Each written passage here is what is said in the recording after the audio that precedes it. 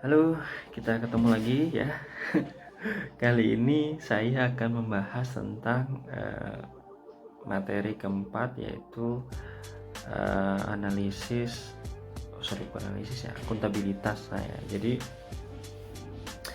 eh, akuntabilitas ini adalah merupakan sikap seorang ASN ya. Jadi di dalam menjalankan tugas itu ada yang namanya sikap akuntabilitas. Diisinya ada dua. Yang pertama adalah responsibilitas dan akuntabilitas itu sendiri. Nah, kalau responsibilitas itu jatuhnya ke ini ya, ke kewajiban ya. Tapi kalau misalnya akuntabilitas itu adalah sikap bertanggung jawaban ya terhadap satu tugas. Nah, apa sih tujuannya ya? Tujuannya adalah amanah publik ya itu. Jadi semua kegiatan akuntabilitas itu adalah tujuannya amanah kepada publik. Nah, seperti itu.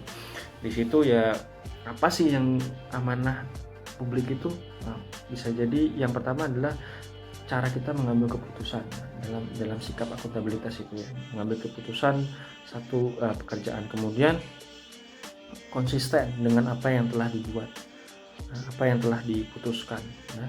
Nah, seperti itu, jangan sampai berubah-ubah secara sepihak atau mendadak seperti itu. Kemudian kita juga sebagai ASN juga harus netral ya terhadap misalnya tentang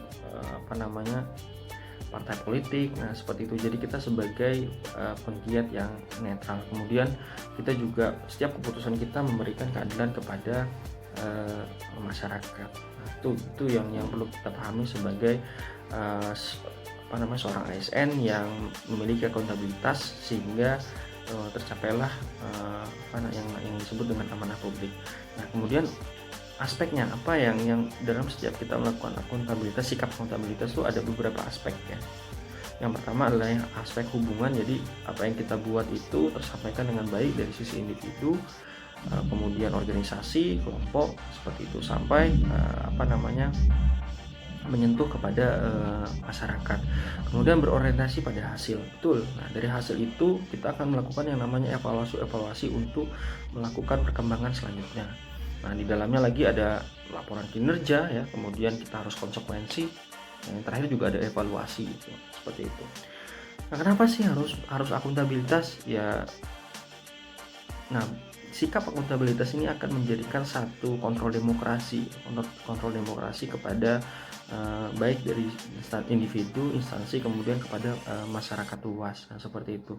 Kemudian mencegah korupsi karena semuanya terpantau. Semua kinerja kita terpantau. Apapun yang kita kerjakan itu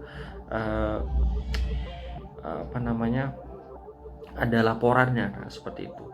Nah, kerjaan kita menjadi lebih efektif dan lebih efisien. Nah, seperti itu dengan adanya sikap akuntabilitas. Nah, kalau misalnya kita melihat dari itu tadi ya, kenapa sih harus akuntabilitas? Nah, sekarang alatnya apa nih alatnya ya?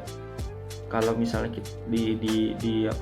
kalau Indonesia itu ada yang namanya rencana strategis, bukan hanya di Indonesia tapi di setiap instansi juga punya yang namanya rencana strategis. Kemudian kontrak kerja ini jelas seperti apa yang kita kerjakan.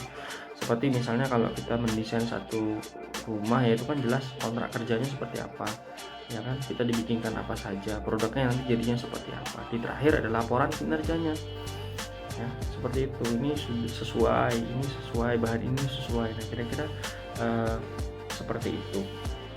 Nah,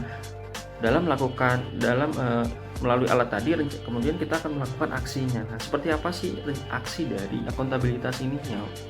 Yang pertama ya, kita harus tentukan ya tujuan dan tanggung jawabnya itu seperti apa. Kita mau ngapain sih itu nanti, tugas kita apa sih yang menjadi tanggung jawab kita, yang menjadi responsibilitas kita tuh seperti apa. Nah, kemudian apa yang akan ditanggungjawabkan. Kemudian habis tujuan kita tentukan rencananya apa. Kemudian implementasinya, artinya kegiatannya akan seperti apa. Kemudian berikan laporan. Setelah laporan baru kita evaluasi. Itu siklusnya akan seperti itu terus. Nah, itu ya kira-kira seperti itu. Nah, kemudian bagaimana menciptakan lingkungan yang akuntabel. Nah, ini yang penting.